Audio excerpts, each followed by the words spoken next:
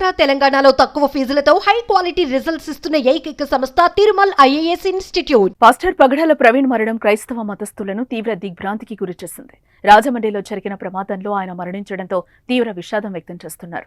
తెలుగు రాష్ట్రాల్లో పాస్టర్స్, క్రైస్తవ పెద్దలు సంతాపం ప్రకటిస్తున్నారు. తాజాగా ఏపీ మాజీ సీఎం వైఎస్ జగన్మోహన్ రెడ్డి మేనత్త వైఎస్ విమలారెడ్డి రియాక్ట్ అయ్యారు. ప్రవీణ్ మరణం చాలా బాధాకరమన్నారామె. ఏం జరిగిందో దేవుడికే తెలుసని, మన జీవితంలో ఏం జరిగినా దేవుడి అనుమతి లేనిదే ఏం జరగదన్న విషయం ప్రతి ఒక్కరూ తెలుసుకోవాలని అన్నారు. గతంలో ప్రవీణ్ పగడాలను చాలాసార్లు కలిశానని, చాలా మంచి వ్యక్తిని కొనియాడారు. యవ్వన వయసులో ఆయన కష్టపడి సంపాదించిన డబ్బులతో ప్రజలకు సేవ చేశారని తెలిపారు. ప్రవీణ్కు విశేషమైన బైబిల్ సంపద ఉందని విమలారెడ్డి స్పష్టం చేశారు.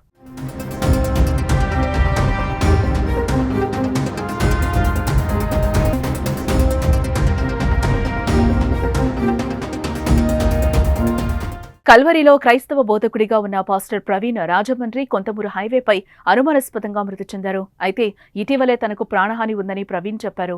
ఈ నేపథ్యంలో ఆయనది హత్య లేక అనుకోని ప్రమాదంలో మృతి చెందారా అనే అనుమానాలైతే తలెత్తాయి. ఆయన మృతదేహాన్ని పోలీసులు రాజమండ్రి ప్రభుత్వ ఆసుపత్రికి తరలించారు.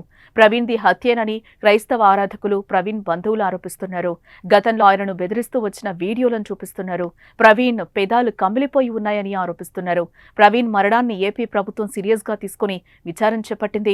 సీఎం కూడా ఆయన మృతిపై నేరుగా స్పందించి డీజీపీతోనే మాట్లాడారు. హోంమంత్రి అనిత తూర్పుగోదావరి జిల్లా ఎస్పీకి ఫోన్ చేసి ఆరా తీశారు. ప్రస్తుతం ఈ పగడాల మృతి అంశం ఏపీ, తెలంగాణలో హాట్ టాపిక్ గా మారింది. నిన్న ఉదయం జరిగిన దారుణమైన సంఘటన చాలా బాధాకరము. ఆయన మరణం గురించి ఎలా జరిగింది అనేది సంగతి దేవుడికి తెలుసు. కానీ ఆయన శిష్యులమైన మనము దేవుడి శిష్యులంగా మనం ఉంటున్నాం కాబట్టి మన జీవితంలో ఏం జరిగినా దేవుని అనుమతి లేనిదే జరగదు అనే విషయము మనం అందరం కూడా గుర్తుంచుకోవాలి. Everything is under he's control. The sovereign lord, he knows everything.